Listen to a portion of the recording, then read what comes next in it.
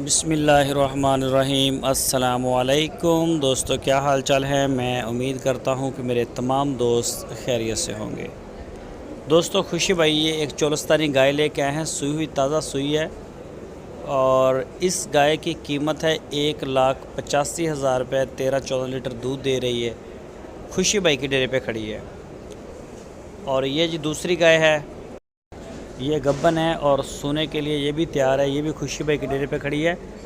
इसी वीडियो में आपको एक और गाय भी दिखाएंगे। छोटी सी वीडियो है, वीडियो को आप एंड तक देखते रहें। तो ये 1,55,000 रुपये की गाय आपको मिलेगी। दूसरा सुबह सोने के लिए तैयार है।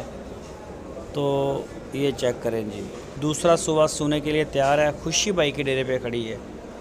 एक कीमत है इसकी 1,55,000 रुपये। साहिवाल नस्ल की गाय है। थन चड्डे की गारंटी देंगे खुशी भाई आपको। और ये तीसरी गाय आपको दिखा रहे हैं इसी वीडियो में। और ये गाय भी दूसरा सुबह सोने के लिए तैयार है। इस गाय की जो डिमांड की है उन्होंने, वो भी 1,55,000 रुपये डिमांड की है। 1,55,000 रुपये। तो जो भी दोस्त दिलचस्पी रखते हों वो खुशी भाई के साथ रब्ता करें। इंशाल्लाह पूरे पाकिस्तान में कार्गो होम डिलीवरी की सहूलत मौजूद है।